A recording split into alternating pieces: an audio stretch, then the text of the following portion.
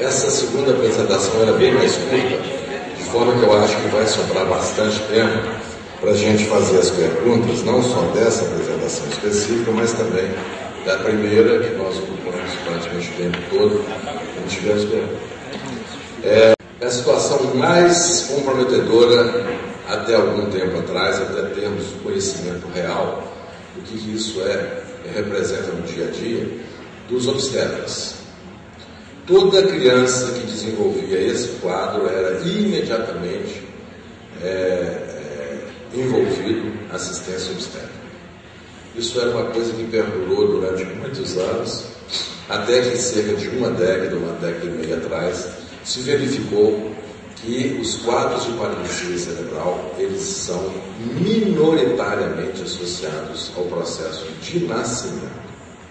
Então, o parto, durante muitos anos, assistência ao parto especificamente, a sala de parto, os primeiros momentos pós-natal, pagou durante muitos anos por um pecado que não era cometido por ele, mas era o que tinha mais evidente próximo do quadro, era isso. Trata-se de um grupo heterogêneo de situações clínicas caracterizadas pela disfunção motora e postural. Observe que essa definição não inclui restrição intelectual. O indivíduo com paralisia cerebral, muitas vezes, ele é confundido com alguns outros quadros em que o comprometimento da intelectualidade é contundente. Então, embora o indivíduo portador de paralisia cerebral ele tenha dificuldade de comunicar, ele tenha dificuldade de se ambientar do ponto de vista social, ele é, do ponto de vista intelectual, um indivíduo quase que integralmente preservado. Só que a forma com que ele fala, a maneira com que ele se expressa sem coordenação, muitas vezes é percebido como uma dificuldade intelectual. Isso deixa esses indivíduos mais nervosos do que normalmente a doença já o deixaria. Porque eles sabem que estão pensando direito, estão tentando falar, se comunicar de forma correta, e as pessoas estão lá no bababá, lá, tratando ele como se fosse um débil mental. Está associado a comprometimento no desenvolvimento neural e encefálico.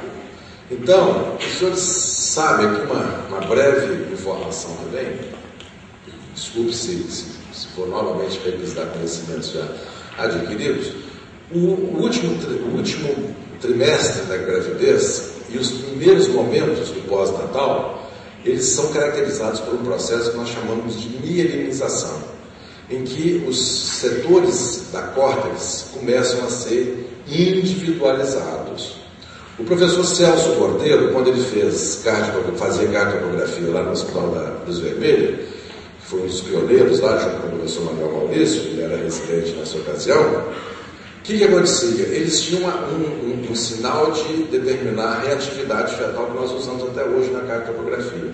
O feto movimenta, cardio acelera. O feto movimenta, cardio acelera. Isso só é possível porque a córtex cerebral ela não tem delimitação das suas áreas, de forma que o feto, ao praticar qualquer tipo de movimento, desencadeado pelo estímulo da córtex cerebral, esse estímulo atinge o centro cardioacelerador. É como se nós fôssemos pessoas dessa mesma forma, que levanta o braço, o coração dispara. Mexe uma perna, o coração dispara. Por que isso não acontece no adulto? Porque no adulto nós conseguimos, pelo processo de mielinização, fazer as partes encefálicas ficarem individualizadas. Então o estímulo para levantar o braço circula apenas na área responsável pelo movimento do braço. Não transita por todo o encéfalo. Tá certo? Quando o indivíduo tem uma lesão nesses momentos do processo de mielinização, eles não conseguem fazer os movimentos estanques. Por isso que o indivíduo com paralisia cerebral, se ele quiser levantar a mão, ele levanta a mão, mas mexe mais 6 ou 7 grupos musculares. Por isso que ele é completamente incoordenado do ponto de vista motor, porque ele não tem as suas áreas encefálicas estanques, individualizadas. A doença não apresenta progressividade. é um outro conceito que nós também habitualmente não temos. Eles não ficam piores. O problema é que quando ele é criança, né, recém-nascido, ele não anda. Então, ele passa a manifestar dificuldade na deambulação a partir do momento que ele precisa de fazer essa nova função. Mas a doença dele é a mesma que estava presente já nos momentos iniciais da infância. Esse aqui é um quadro típico, né, de um portador de paralisia cerebral. Gostaria que os senhores guardassem essa imagem desse indivíduo.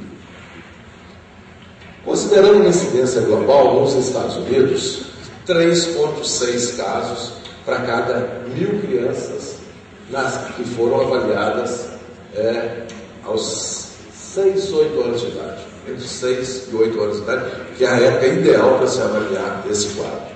Na Europa, a incidência é de 2 para cada 1.000 nascidos vivos. Tá?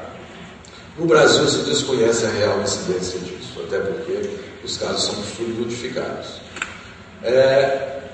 Olha aqui, crianças com peso abaixo de 1.500 gramas têm mais 70 vezes maior prevalência do que crianças com mais de 2,5 kg. Qual que é a principal razão disso? A principal razão disso não foi nenhum trauma, nenhuma hipóxia provocada externa, não foi nada. Porque essa criança que nasceu com 1.500 gramas, ela estava fazendo o processo de mielinização no momento em que ela nasceu. E foi interrompido o processo de mielinização.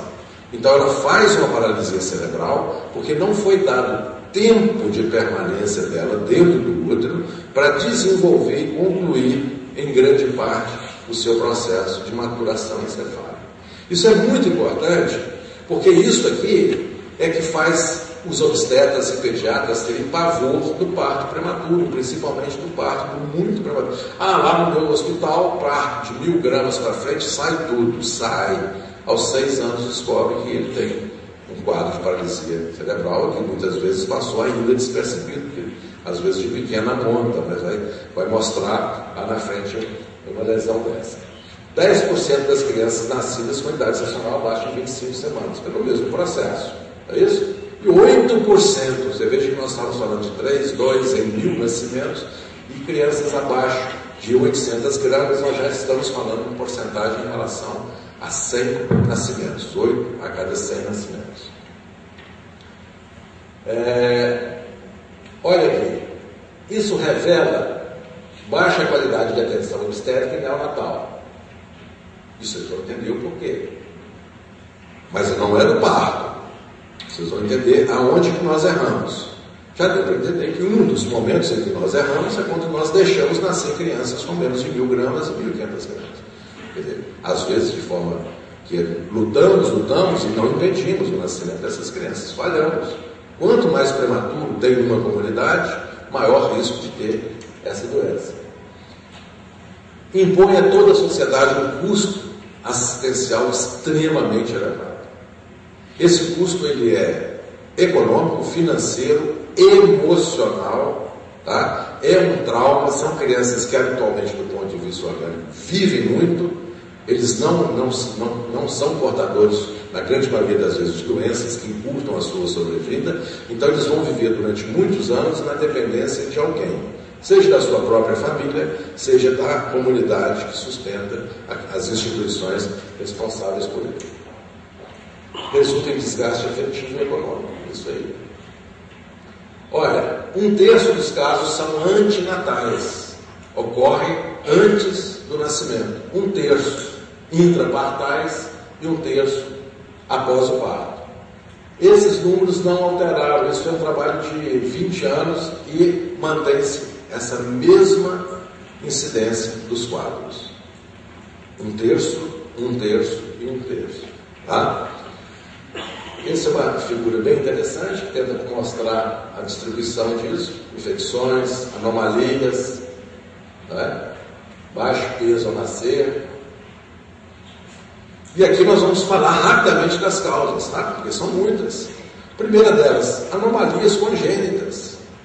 São doenças gênicas. Então, muitas vezes, se acusa uma assistência obstétrica, com assistência neonatal, e aquela criança é portadora de uma doença gênica, algumas distrofias musculares de manifestação precoce, holoprosencefalia, algumas trissomias e esquizocefalia.